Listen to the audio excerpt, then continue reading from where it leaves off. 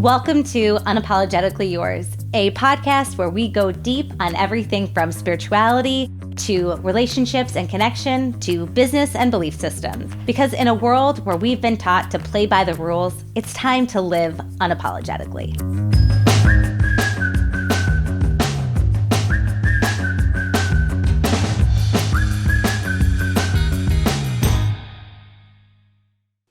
Hello, welcome to Unapologetically Yours, a podcast where we go deep on everything from business to belief systems, relationships, and everything in between.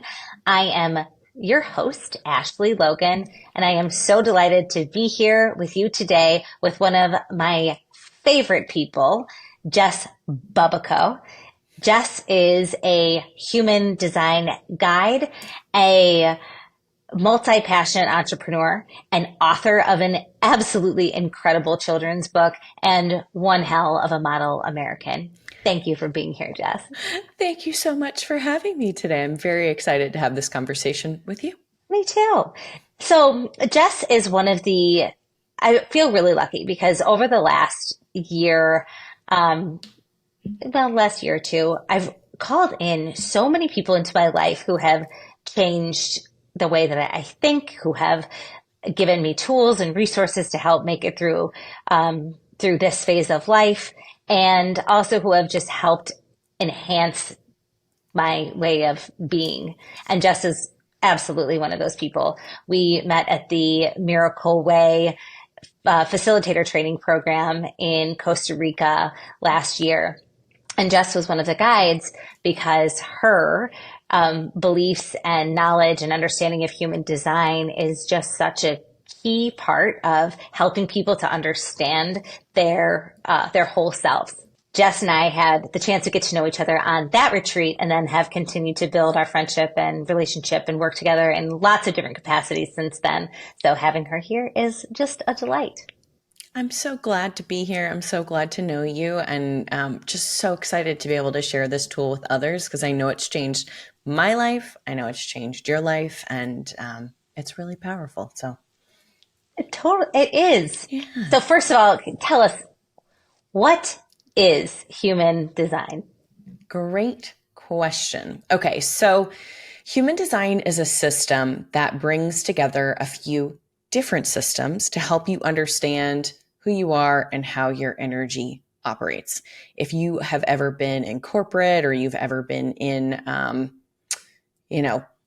any organization where they have asked you to use a personality assessment, the DISC, the Myers-Briggs, different things like that, or if you're familiar with Enneagram, things like this, what human design basically does is it helps you to understand how your energy uniquely operates. Now, when I say energy, like Ashley and I, if you're watching this on YouTube, like you could look at Ashley and I and be like, Ashley has long blonde hair. Jess has short brown hair. We can oftentimes see these like differences in physical, tangible qualities, or like Ashley likes to spend a lot of time with people. She's very extroverted, and maybe Jess likes to be alone more of the time. She's introverted, which is not true, but I think we'd both be E's on that assessment. However, we can look at these qualities and say like, oh, okay, yeah, these things kind of can make them different. But what makes human design different is it looks at, again, how your energy operates. It helps you to connect into things that are a little less tangible. How do you know if a decision is correct for you or not? What's your decision-making authority, right? We can all make a decision from our minds and go like, okay, yeah, in the past, that was a bad idea, so I shouldn't do it again.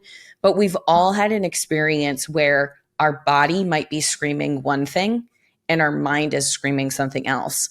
So human design can help us to go, okay, wait, hold on. Your decision-making doesn't come from what your mind thinks. It's actually a feeling that you get in your body, and it functions like this. So that way, when you go into another situation, you're like, oh, okay, I know how to communicate with my body. It's telling me that this is a yes or this is a no or whatever it may be. It can help us to understand what our unique gifts are. That maybe, you can't say to yourself, oh yeah, I went to college to do this. It's like, okay, well, these might be gifts that you have that you bring into an organization that you're just naturally good at that you didn't even go to school for. I can tell you there's things that I'm doing now that I'm like, I don't know how I know how to do this. It's something that's inside of me. And what human design does is it helps to give language to these energetic differences in the same way that I could say, okay, Ashley has blonde hair, I have brown hair. Now we can take something that might be more intangible, like intuition or gifts and skills and things like that. And human design helps to put a language to it, because I think in the past, we haven't always had the language to communicate around it. And so it kind of standardizes our personal experience in that way.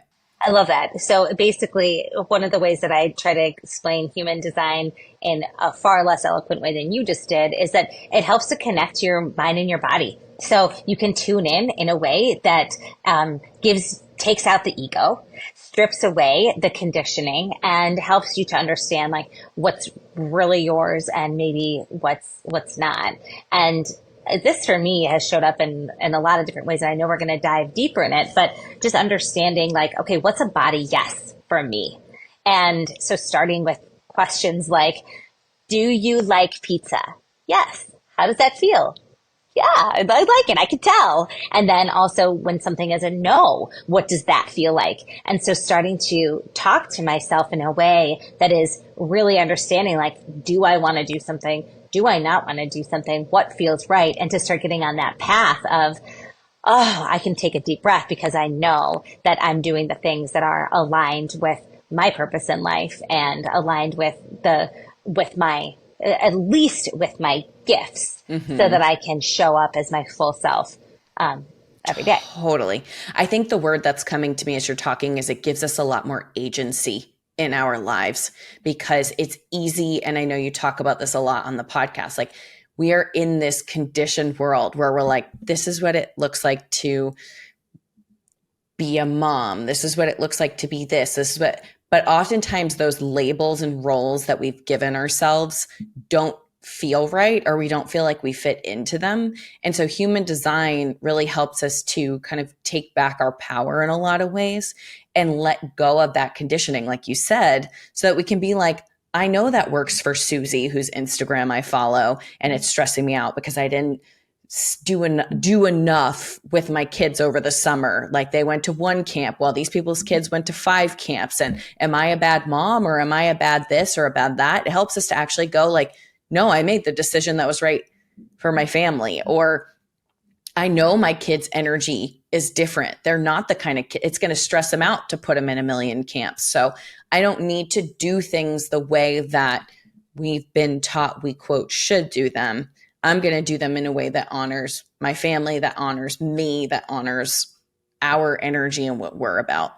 And there's just so much power in that. And so what I'm curious about are the different archetypes of human design. Let's start there. Let's start with the 5 different archetypes of human design. And then we can break down what information someone might get by filling out a information card on your website to figure out what profile they are. Yeah, absolutely. So I'm sure you guys will put it in the show notes. So if you're like, I want to be able to listen to this and follow along and understand what she's saying, you can go to the show notes and you'll see the place where you can look up your human design chart. The thing that I want to continue to drive home when it comes to human design and when we start to talk about type is that this is not personal. It is very much mechanical. So when I lift up, like, this is about how your engine runs, how your body runs, how your energy field runs. Like, if you walk into a room with Ashley and then you walk into a room and I'm standing next to her, you could tune into Ashley and her energy would feel one way. And you could tune in and talk to me and my energy would feel another way. And you would probably be like, oh, I really like her energy, or, oh, I'm turned off by that, or whatever it may be. This is like the study of our energetics and how we operate, in the same way that if I had a Tesla and a Ford next to each other and I opened up the hood of the Tesla and the hood of the Ford, you'd be like, oh yeah, there's the Ford. That's the engine. That's what the wiring looks like. It helps to dictate how the car runs. You look at the Tesla and you'd be like, there's nothing in the hood here. And where's the battery? And what does that look like? So I really want to just drive home as we start to talk about type. This is about understanding how your engine runs. And what I'm going to share with you today is going to help you to understand how to make that engine run optimally so that we're not getting sick, so that we're not burning ourselves out. Because at the end of the day, like you could put, I don't know, high test fuel into a Ford, but it might not run as efficiently as if you maybe use the lower test on a Ford. I don't know, something like that. Like you could charge a Tesla battery in a certain way using the wrong equipment. It might still charge, but it's not going to work efficiently. And then it's always going to feel like something is off in the car. And that's really when we look at the 5 different types that we're going to talk about. It's kind of that same concept of like, you can do whatever you want. But the content I'm going to talk to you about today is to help you feel your best, live your best life, and show up fully as you. So when we talk about human design, the very first thing when you go and you pull a chart, you're going to see that there's 5 types. These 5 types are the manifestor, the manifesting generator, the projector, and the reflector. So any chart that you pull is going to fall into one of those 5 buckets. And you can think about and liken those 5 buckets to being very similar to astrology, in that if I said, okay, Ashley's a Sagittarius, and you know what that means, a Sagittarius has a bunch of qualities to it, right? Jess is an Aries. There's a bunch of qualities that come along with being an Aries. So it's a bucket of qualities. But if you know anything more about astrology, you know, like you could have your moon here and you could have your sun, your rising sign there and your Mercury there. And that's going to flavor that bigger archetype. So same with human design. I'm going to give you kind of the bigger overarching theme, but just know there's a lot of nuance that goes into it. Sure. That makes so much sense. Let's start out with the 5 types. We're going to talk about the manifestor first. And when we look... Wait. Yeah, go ahead. Are you a manifestor? I am. Check that out. And Ashley's a manifesting generator. I am. Yeah. Yes. So we're going to find out what all this means. We're going to find out. And actually, this is probably a good time for anyone listening to go check out Jess's website, jessbubbico.com. Yeah. Yeah. And then you can get your profile, and all you need to get your profile done is your name, your birth time, and location. Yeah. Date, time, location. And so that will help give you the answer of which one of the 5 archetypes you are, and a whole bunch of other information that we're going to dive into just a fragment of human design today. So you have the basics, but this will give you the information that you need. Yes. So looking at type dictates how your energy moves most efficiently through the world.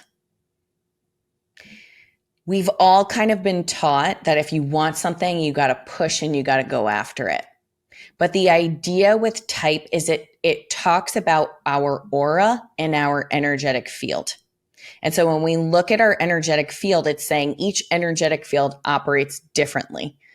When we look at a manifestor, manifestors are here to initiate things. They're here to get the ball rolling. So if you are a manifestor type, you are someone who is good at getting things started. You're here to initiate new processes and new things. I'll give you an example of this. I had an old boss of mine that I worked with like 10 years ago. And I just got manifestors. They say when you're ready to do something new, you tend to get an urge. And it's like this undeniable thing that moves through you. And you're like, I just have to do this. I haven't talked to this old boss probably in a year. And the urge was so strong. It's this feeling. It's like, I have to do this. I don't know why, but I have to. So I called her today about an hour ago. And I was like, I don't know why. I need to call you and I have to tell you this. And when I told her, she's a manifesting generator, I could hear it. We'll talk about what this means. She lit up and she was like, oh my God, yes. And so as a manifestor, you're here to start new things, start new processes. And the way that you're designed to move forward and the universe is designed to move you forward, not from the mind. It's not, I should do this because it'd be a good idea or it'd make me a lot of money or everybody else is doing it or whatever. It's like, there's something inside of me that's moving me to do this thing. And so when that happens, you are designed, what's called your strategy is informing. You are here designed to inform others, like I did with my old boss. I was like, hi, would you like to do this with me? I'm just going to drop it here. I know you're an emotional manifesting generator. You noodle on it and get back to me when you can. You have to inform people of what it is that you are feeling called to do.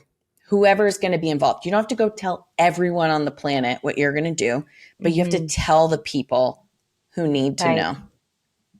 So that's how you're designed to move forward. And with manifestors, what I see happen and where they tend to get caught up, challenged, the snag is they forget to inform, or they're afraid to inform people of what they want to do, because oftentimes they're waiting for something to happen in response to be like, oh, okay, now I should do it. And the truth of the matter is, you're not designed to respond. You are designed to be bold, be courageous, and inform. Tell who needs to know. Because the manifestor aura, they say, is closed. And so I like to liken it to manifestors can be a little bit elusive at times. So it's kind of like if you've ever had a kid that's in the bathroom and they're in there for forever and you're like, what are you doing? What are you doing in there? And the kid has to open up the door and be like, this is what I'm doing, and then close the door because we can't see what's happening behind the energetic field of the manifestor. So you have to inform, you have to tell people what's going on to keep them kind of in the loop, because once you get started on something, once that urge comes, you often move very, very quickly. So don't be afraid to say. There could be a lot of wounding around the voice for a manifestor. Like, don't be afraid to say the thing.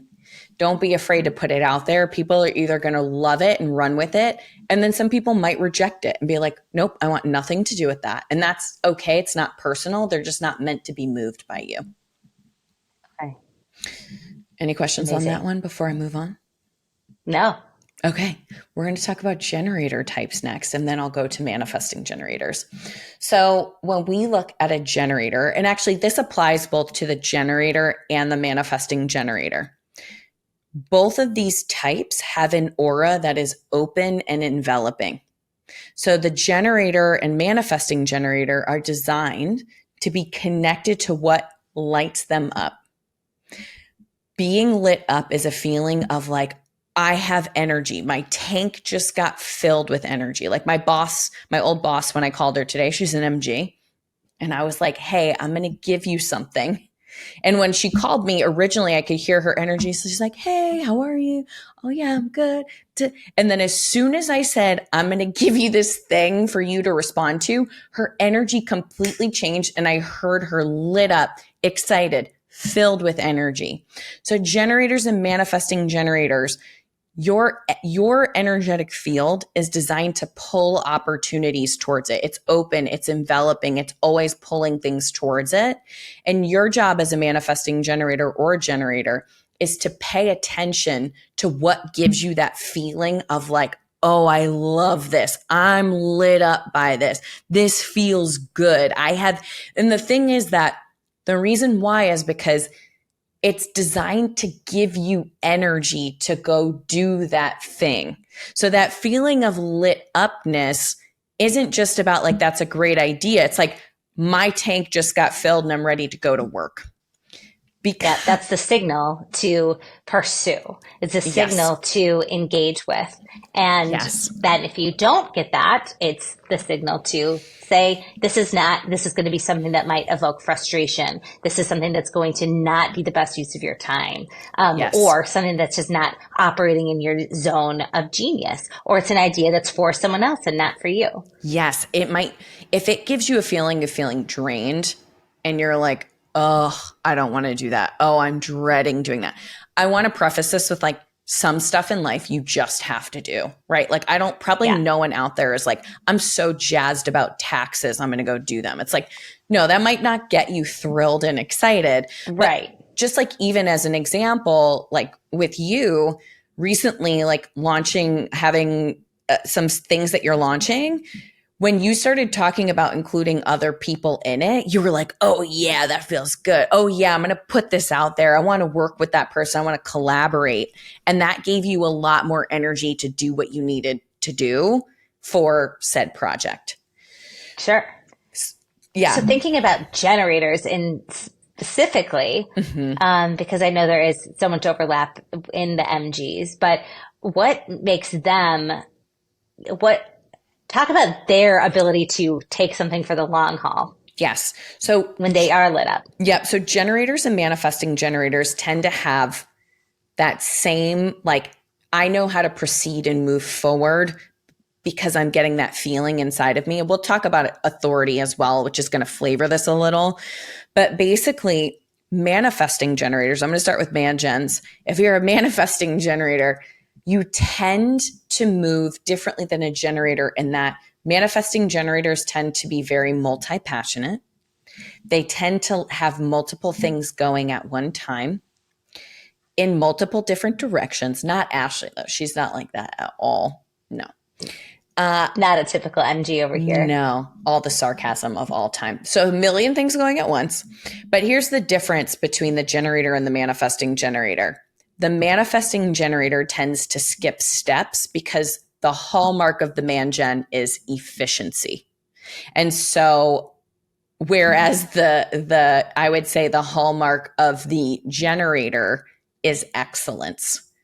The generator tends to want to make sure that we did step 1, 2, 3, 4, 5. It was done well. We can almost say they're like an alchemist. They want to make sure that it's done well. They can take an idea, yes, whatever they're responding to, they can take it and run with it and get from point A to point Z. Whereas the manifesting generator is like, okay, we're going to do step 1, then we're going to do step 8, then we're going to come back to 4, we're going to skip 3 altogether and see what happens. And then you know what? I don't even want to get to step 10. I'm going to actually hand it off to somebody else. Whereas if there were 10 steps, the generator's like, it can often stress a generator out to have multiple things going at once. They like to they might have multiple things going, but again, they want things done well. Whereas the MG's like, let's get this done as efficiently as possible. And they often feel better spinning multiple plates at one time. Does that resonate for you? I mean, a little bit. I love it. Because those listening, I know we're going to talk more about the manifesting generator, but like I am, according to Jess, an MG of the MGs, like full body manifesting generator. Yes. Yes. And I'll say this just as an example, so I can give a tangible example. One of my friends, her and her business partner, he was a generator. She was a manifesting generator. And she decided back like more pandemic-y times, she was like, I'm throwing a live event. And she's like, and I'm going to do it in 6 months. And her generator partner was like, wait, hold on. Like we don't have, and she's like, nope, I'm going to do it in like little to no time and I'm going to make it happen. And she had for him, he was like, but wait, we need to make sure we have this and we have this and everything is, and she was like, nope, we're just going to go for it and see what happens. And so sometimes generators and MGs can tend to stress each other out a little bit because sometimes generators are like, you're moving too fast and you're skipping steps and like, what? And manifesting generators like, you're moving too slow. We don't need all those steps. So sometimes there can be inherent tension built into the different types. Yeah, that's very interesting too. Which is important if it's with your family, if it's with your child, if it's with a team member, whatever. Because we have to understand that we're literally not designed to work in the same way and in the same capacities. But if we don't understand that, we can end up, conditioning other people, and saying like, well, there's something wrong with you because you don't move fast enough. And it's like, right. And not understanding that they're actually operating in a way that keeps them that's in their zone of genius. Yeah. And we're going to talk a lot more about the different ways that human design can impact not just everything from parenting to your workforce to building teams, friendships, etc. But so do you feel like you covered everything that you wanted to about the manifesting generator? Because we kind of like mixed it in with the generator. So let's hear about projectors. Yes, projectors. Projectors are, I want to say, they are here to guide energy. What exactly does that mean? What that means is projectors tend to be one of the most sensitive energetic types, and the gift that is inbuilt for them. So if we know generators and man-gens are like building and going and creating, projectors tend to stand on the side and go, okay, we could be doing this better. These people are all moving in this direction. These people are moving in this direction. Everything's a little chaotic. We're not really moving in the right way. And we could be doing things better. They tend to be able to, many of them, listen to people talking about their lives, or again, walking into a project at work, and they can go like, okay, how can we actually do this in a way that makes more sense? Or that's kind of off with that person. They really shouldn't be doing it that way. Their aura they have what's called a penetrating aura, in that their energy, because they have that intuitive sensitivity, which we all have. It's just kind of like that's sort of their gift and their contribution to the world. Because of that sensitivity, they can also often like penetrate through everybody else's energetic field to feel into what needs to shift or change, or how they need to guide someone. So with a projector, what we say is, okay, manifestors here to inform, that's their strategy. Generators and man-gens are here to respond to opportunities that come in to tell them if it's a go or not. Projectors are here to, I don't love this word because it doesn't fully capture it, but they say wait for the invitation. This is not about sitting at home like Cinderella, waiting for somebody to come to your house, because likely the only person you will connect with is the Amazon person or the FedEx guy or the Uber Eats person. This is about going into the world, being yourself, and noticing who invites your energy in. This could be that you really want to start a new business talking about human design. So you go out into the world and you just share yourself and you show yourself and you talk about human design. Or you want to start a veterinarian clinic. You talk about your veterinarian clinic, and then you notice who opens their energy to you and goes, oh my gosh, tell me more about that. Versus people who might go, okay, I don't want that energy in here, right? Like don't penetrate my energy. You stay over there. I'm going to stay over here. And it's designed to protect you from the opportunities that are not for you. So projectors, put yourself out there, be seen, talk about what you love. Don't worry about having to push anyone. Notice who is attracted into your energy and what invitations come as a result. Very interesting. I love that. My daughter's a projector. And what I'll say about that is projectors' energy tends to wax and wane. So generators and man-gens are designed to wake up in the morning with a full tank of gas and wear it out by the end of the day. Whereas projectors' energy kind of ebbs and flows and waxes and wanes. It's not always as consistent. So you really have to take good care of your energy. And I would say Ashley had mentioned generators and man-gens. Frustration is the energy that shows you maybe something isn't correct or you're not using your energy in the right way. Bitterness is the hallmark for projectors, because if someone's not seeing them, recognizing them, or inviting them in, they can often feel a sense of bitterness that other people aren't seeing them for who they are and the gifts that they have to bring. Yeah, I could see that. Yeah. Might be penetrating the wrong aura. Mm-hmm. We've all been there. We've all been there. So tell me a little bit about reflectors then. Reflectors make up 1% of the population. There's a woman named Karen Curry Parker. She's been a teacher for ages, and I did my certifications and trainings through her. She calls the reflector the calibrator. And so when we think about a reflector, and I just want to mention, all of these types are designed to work together. So when you really think about it, there's a purpose why everyone's energy works differently. Example of my old boss this morning, Manifestor informed. She got excited. Her energy started noodling on it. I'm sure I'll hear from her before the end of the day, right? Projector can help guide it. And so when we look at a reflector's energy is here. I think of them sort of like a cosmic mirror in that they are designed to be able to help us and reflect back the health and well-being of the environment we're in, the organization that we're in. If you think about this, if we kind of likened the projector to the project manager being a guide, we can kind of look at the reflector as being like a therapist who's really good at reflecting back to you how you're doing and what you're saying that you might not even hear yourself saying. Or maybe they're the inspector who comes in and looks and is like, well, this isn't up to code and that's not up to speed. They have this innate sensitivity that allows them to help us see ourselves more clearly than we can see, or help see an environment more clearly than we might, have otherwise been able to see. So the reflector brings this really beautiful and innate sensitivity and gift to the environments that they're a part of. Now, the thing with reflectors is you have to give it time. You kind of have an interesting strategy. So we got manifestors inform, generators, mangens respond, projectors wait for the invitation. When you look at a reflector, yours is really about giving things time and letting yourself feel through things over time. Not the, like, you want to go to pizza tonight. Maybe if somebody asks you in the morning, you can feel through it to the end of the day.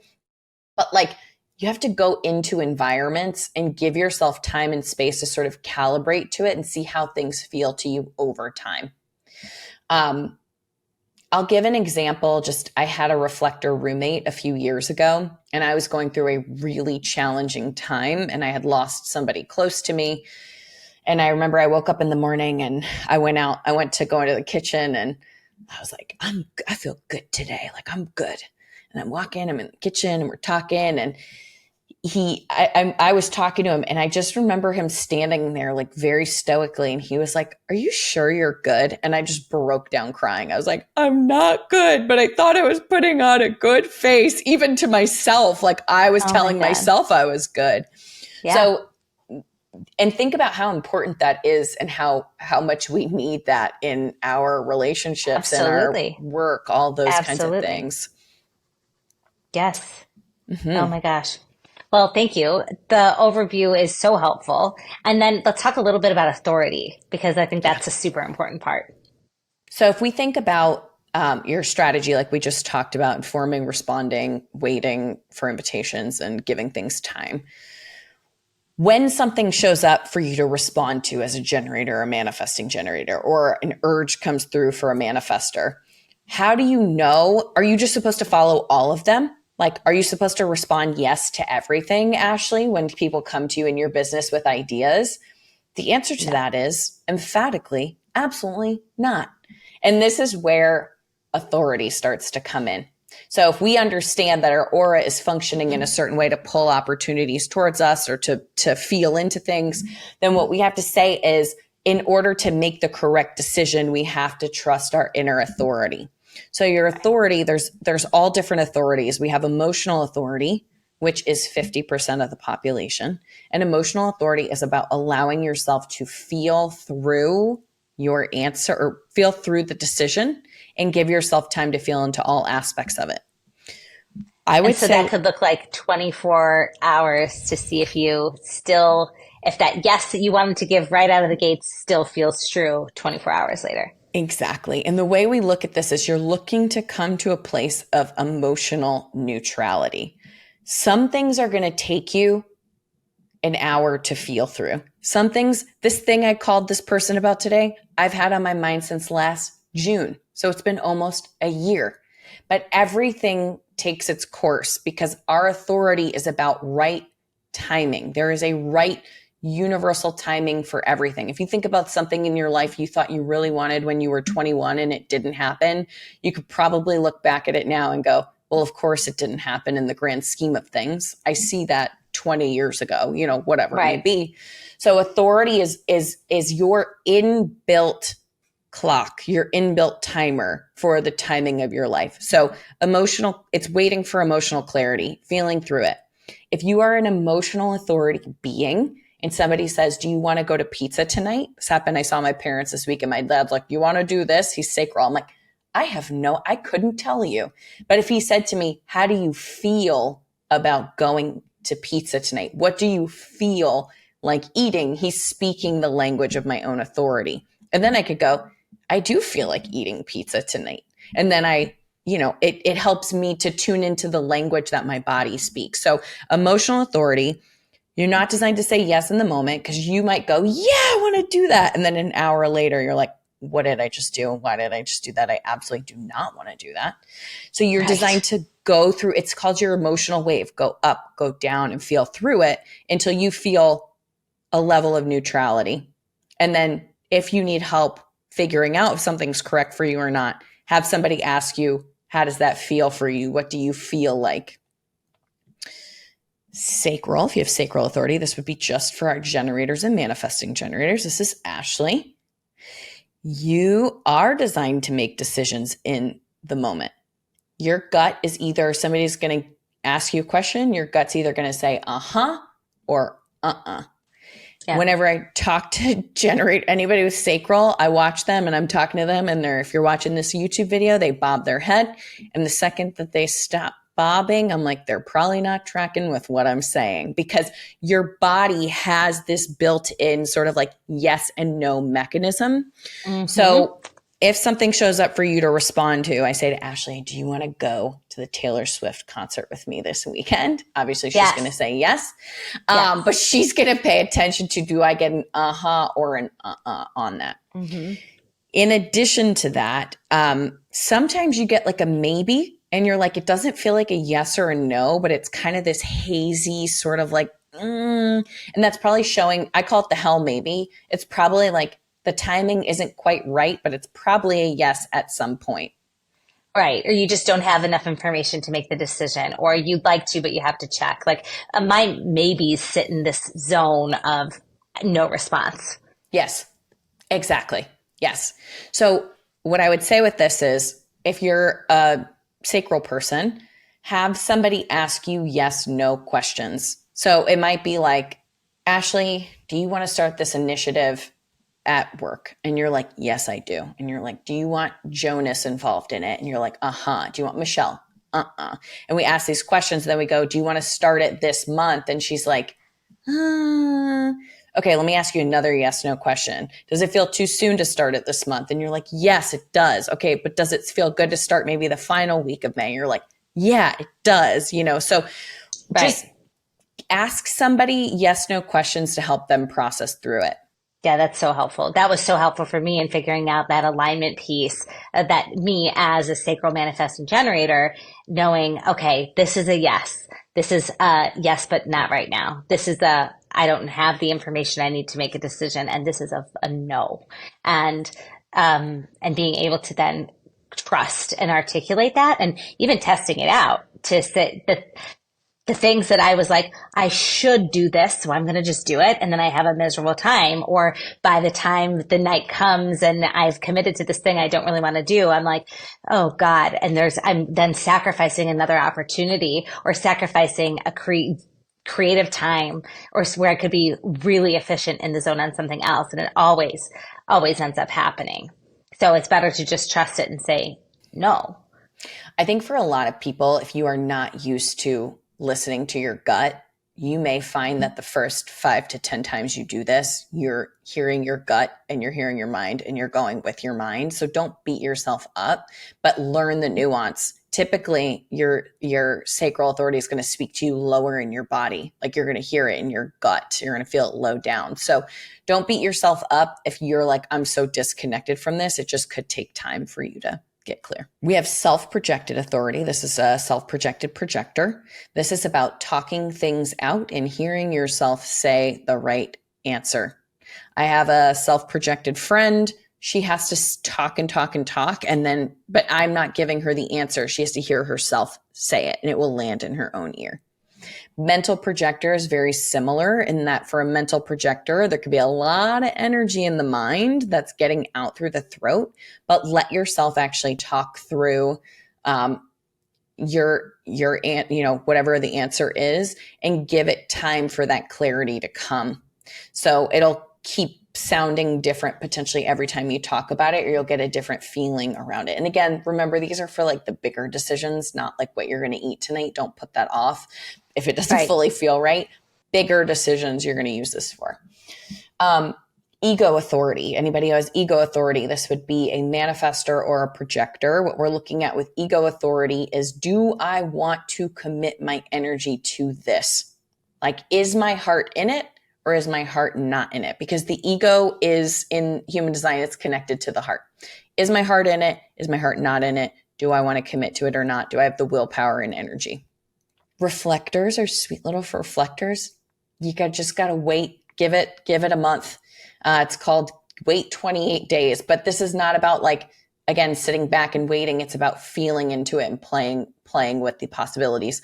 An old girlfriend of mine was a reflector, and she was trying to decide if she wanted to move into a specific house. They had a room open. This was like 7 or 8 years ago. And she literally went and lived there for a month before she committed. And she was like, I just have to feel into it if the environment's right. She obviously had the luxury of doing that. But if you're moving to a new neighborhood, go spend time in the neighborhood over time. Splenic authority. That's the last one. Splenic authority is about trusting your intuition in the moment. This is very similar to sacral authority, but the difference is it might not be an aha or an It's going to be an instinct. So it's instinctual intuition. Like, I don't know, not going to walk towards that house. That's a bad idea. Or I don't know why, but I am just feeling like I have to move towards this. So it's really paying attention to your instincts, which the mind can very easily override our instincts. So that is splenic authority. Fascinating. So let's talk a little bit about, so first of all, this information and alone of knowing how your energy shows up in the world, and then how it shows up in your own body for decision making. And that to me is such a huge part of human design, and probably all we have time to go into today. But this is not going to be the only time that Jess is on, and not going to be the only time that we're talking about this. But and I guess we can see if we can go into like the actual profiles, the numbers, etc. But do you want to do them quick? Yeah. I tend to be long-winded, but I can make these a lot faster. When we start to go into the nuances of human design. You're perfectly winded, by the way. I am. Thank you. You're articulate and a great teacher. Thank you. You do a great job of informing my manifestor friend. Thank you. I will say this. It's important to me that people get this information, because it is so, for me, it's been so incredibly life-changing that I was actually talking with my mom this morning, and I was like, Mom, the one thing that I have been able to trust always consistently is what my body tells me. And we've, I think, been so conditioned, especially as women, to hate our bodies and to not love them. There is this, like, to me, whatever you believe in, God, universe, source energy, spirit, whatever, like, it is in our bodies. It is like in our physical body. And the more we can love, honor, and pay attention to what this vehicle is saying, especially in this age of information where we could listen to 100 different people who say 100 different things, your body, your beautiful, beautiful body is going to tell you the truth.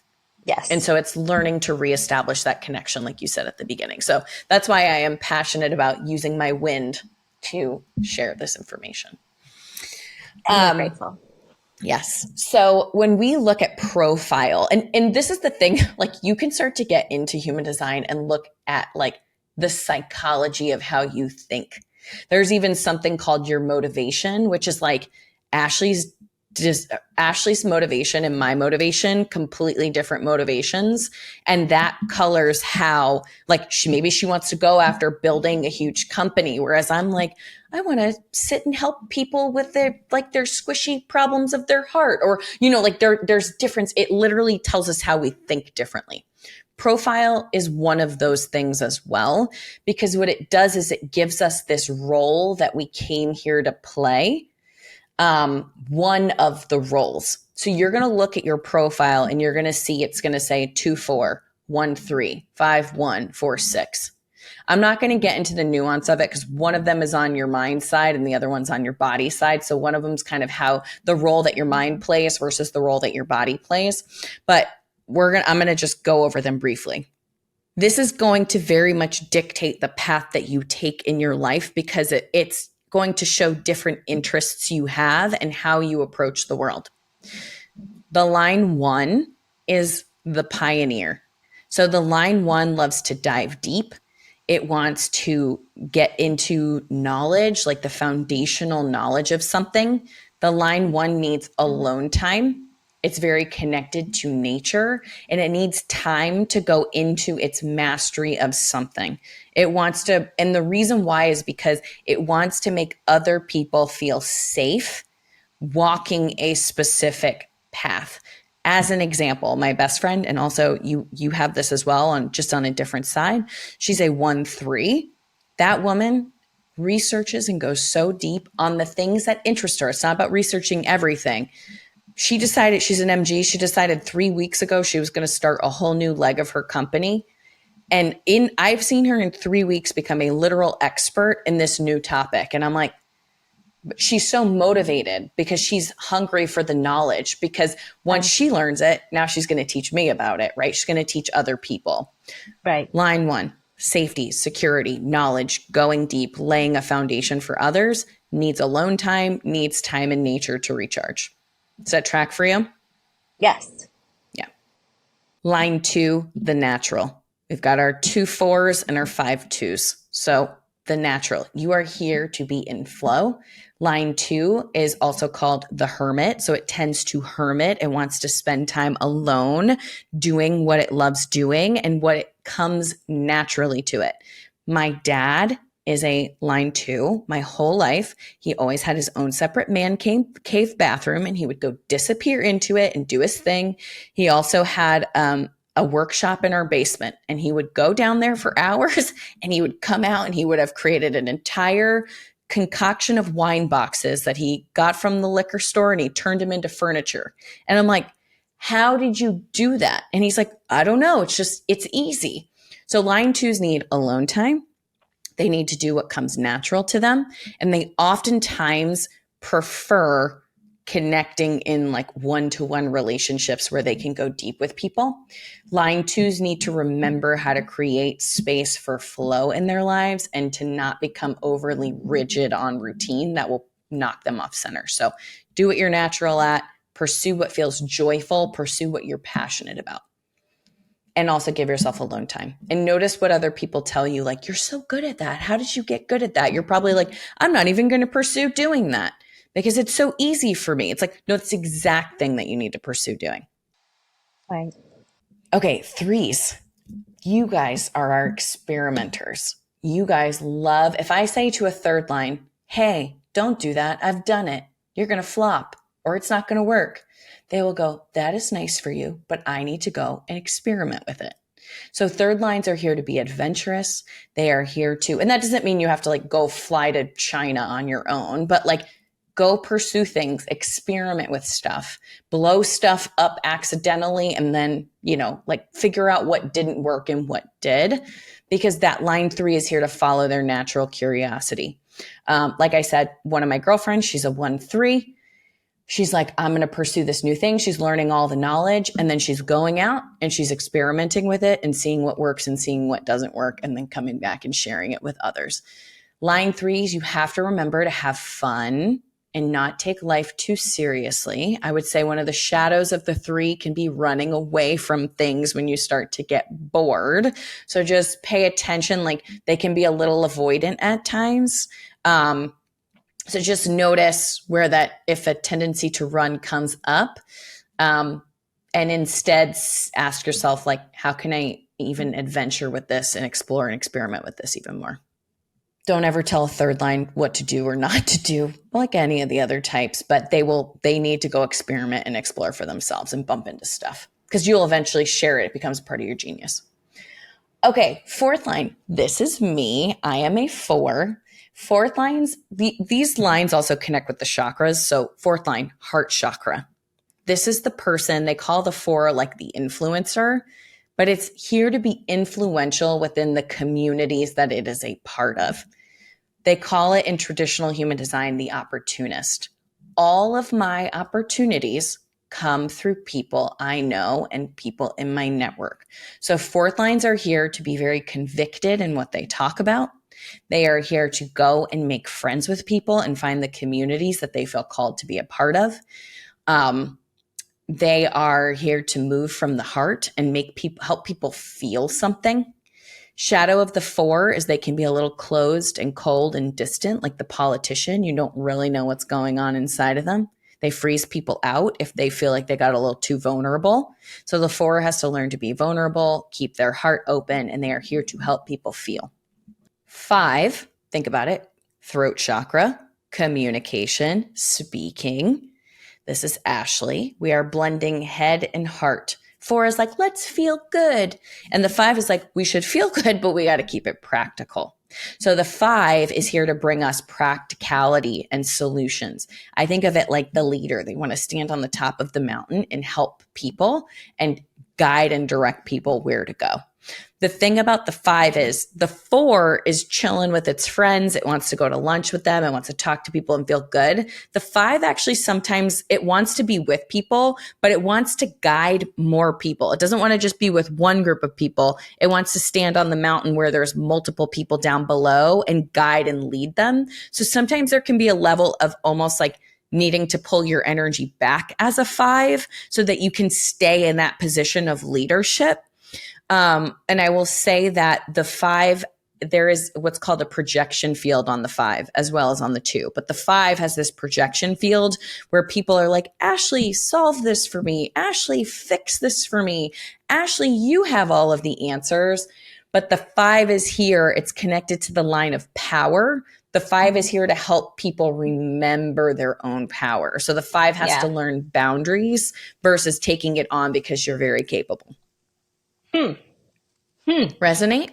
Yeah, of course. Yes, this resonates. Mm-hmm. Yeah, and it's also a good reminder hearing that too, that like to be a leader, I need to sit to lead. I can't keep trying to gather more. Or a good reminder about where my zone of genius is and how to surround myself with the right people.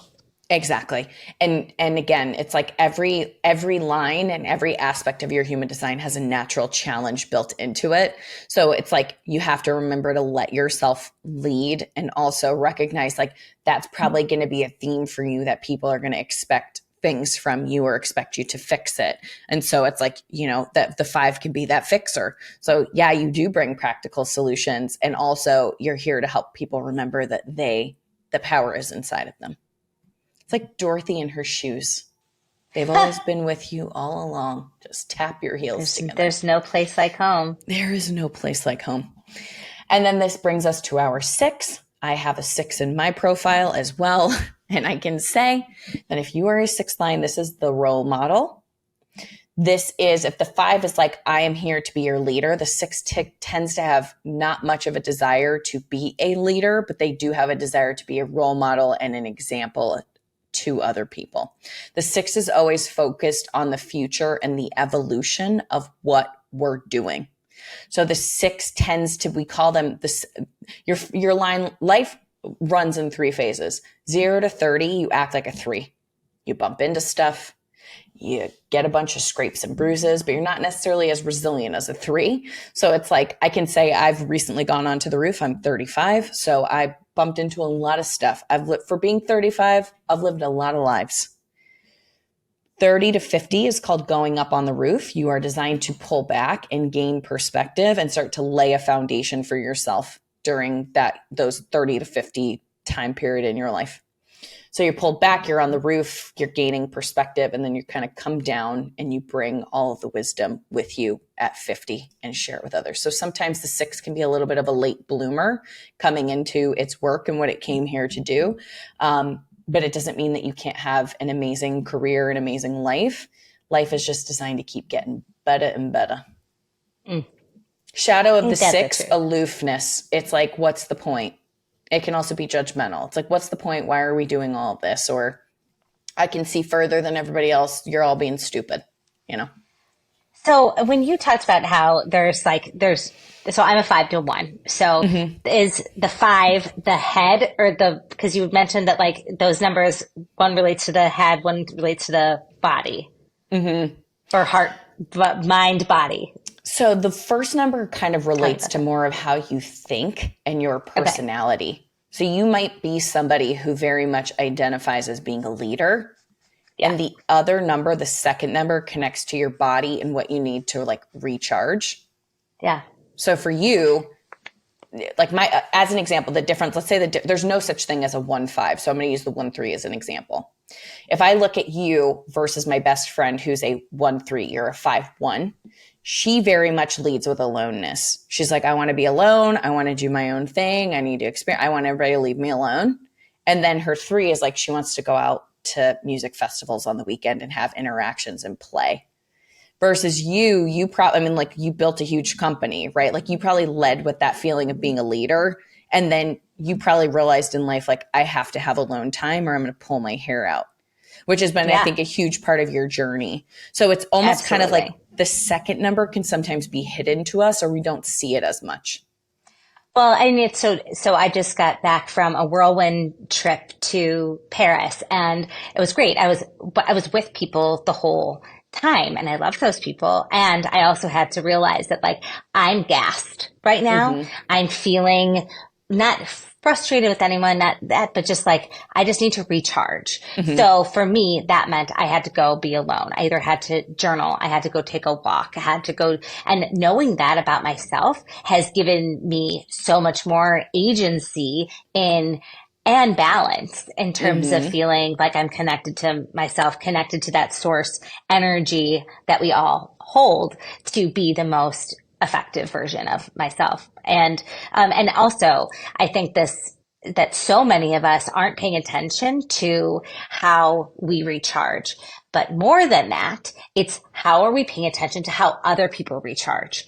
So like as a mom, I went in and I ran the profiles of all 3 of my beautiful kids to get a sense of, okay, how can I engage them? Are they someone that they need to respond? Are they someone who wants to inform? Are they someone who needs to rest and recharge? And having this information about each of them has been so helpful in how I show up and parent them, knowing Mm-hmm. that my daughter is a 6-3 projector.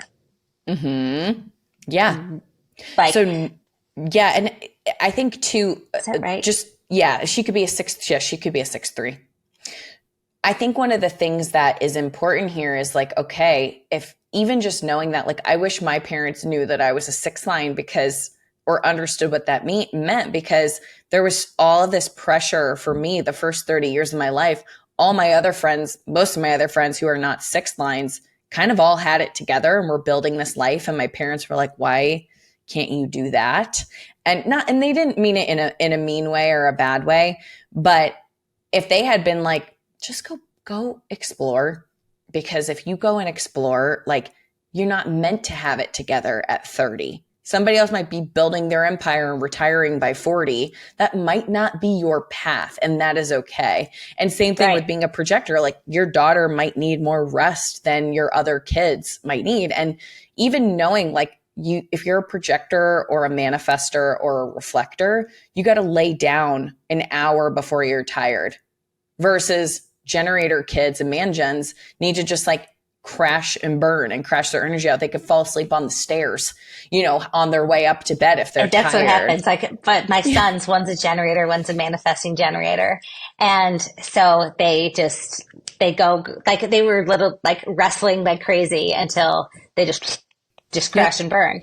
But then my daughter, knowing that like she needs rest, she isn't going to be the kid who can be in a million activities. She cannot. It is not for her. She gets frustrated. She feels disconnected.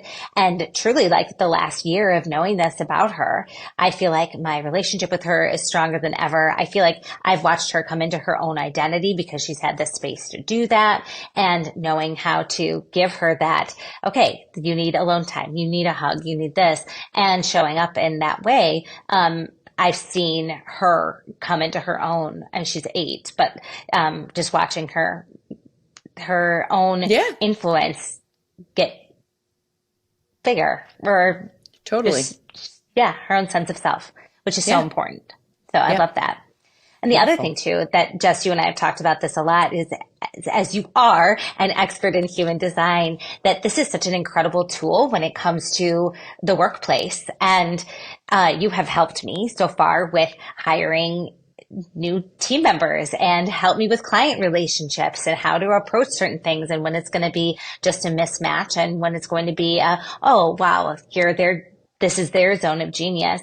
And we're actually planning a company-wide workshop with Jess where she's going to come in and show us all how to work together. But important information for anyone who works with me is to know that I am a sacral manifesting generator. Yes, no questions are really helpful. So, and giving me something to respond to, so I can see that first draft of copy or content, and then I can give feedback, and so I can reply to those yes, no questions. So knowing how your leaders operate, and then knowing how your team operates, so they can, so that you work with less resistance in life and more flow, which is just so vital. Totally. I have another mutual friend of yours and I's mutual friend. And she said to me, she doesn't know a whole lot about human design, but I pepper it in, and she's a generator. And she said to me, she was like, it is so, I've learned that my role as a manifestor, like, I'm not really good at carrying things through to completion, but I'm very good at getting things started and initiating new things. And I always used to berate myself because my first career was in speech therapy. And I'd be like, I can't keep going with this, or just certain things. I couldn't keep going past a certain point, and I always made myself wrong for it. And so when I recognized, like, it is if you don't have something to respond to, it's hard. So this person said to me, she was like, it is so helpful. I'm helping her with some marketing stuff. And she was like, it is so helpful to have you start it, because my creativity only comes in response to what you say. And I'm like, well, of course, because you're a generator, right? Like, so yes. And that's when we start to go, well, like, oh, but I'm not creative because I can't come up with it on my own. It's like, no, you are. It's just that your body maybe doesn't. Like, for me, people will send me stuff or send me emails, and it passes right through me. My energy doesn't really respond to stuff. And so people will be like, did you see this thing I sent you? What did you think of this? And I'm like, my energy is here to initiate. And I don't use that as an excuse, but I will say, like, sometimes things come in and it doesn't, like, a generator will go like, no, don't want that. Or yes, oh, I want to read it. And I'm like, it literally passes by me, and it's not personal. It's just, my body doesn't have a response to things, Yeah. But I think that, so when it comes to thinking about these tools, and when it comes to thinking about connecting your head and your body and your ego and your mind and your body, the ability to tune in and taking that time to recognize, okay, I need 24 hours to make decisions. That is so helpful for saying, I'll get back to you tomorrow on this. This is just how I make decisions. I might change my mind. To show up as a more authentic version of yourself, to be more consistent, and to know that you can be confident about who you are and the choices that you're making and how you're showing up in the world. So I'm so grateful for you, Jess, because you have uncovered and taught me so much as it relates to how to apply human design to my life. The revelations that it gives us is really an important thing to tune into, to start living unapologetically. Oh my gosh, look what you did there. Jess, I have a question for you. Yeah. What are you doing in your life to live or show up unapologetically? I feel like I'm living my design more and more every day. Because for me, one of the things a lot of people talk about in the manifestor world is like people can be very repelled by your energy. And I used to take it very, very personally when people did not respond to me or the things I do. And I've recently had an experience where somebody like really was repelled by me and really repelled by my energy. And it has been so liberating. For the first time in my life, I am not telling a story that there is something wrong with me, because I used to take those stories and shut myself down. And instead, I am opening myself up in so many, like in making a choice to say, like, I'm done with this. Like, I have to walk away. The new things opening in my life are incredible. So it's really, what you just said, and I'll just end on this, is when you start living your strategy and authority, life will likely take you in a very different direction than you think it's going to. It will not look the way your mind thinks it's supposed to look. And so for me, that is one of the most unapologetic things that you can do, is just live because you know what? Your body might say, go do the corporate job, even though you've been complaining about corporate for the last 2 years, and you end up meeting somebody or meeting your next business partner, a new opportunity comes or whatever. So that is my answer, is living my own design is, I think, the most unapologetic thing I could do. I love it. Thank you so much for being here, Jess. Your wisdom is so valuable and will help so many people. And I look forward to having you back again. And in the meantime, all of you people following along, we will add Jess's website in the show notes, but it's jessbubbico.com, and you can go fill out your profile, find out what type of human design you have, and then follow along on her social and her content for ways that you can make sure that you are living unapologetically as well. So until next time, thanks for tuning in. Thank you so much for tuning in. Go out, make some mischief in the world. And until then, I'm Ashley, and I'm unapologetically yours.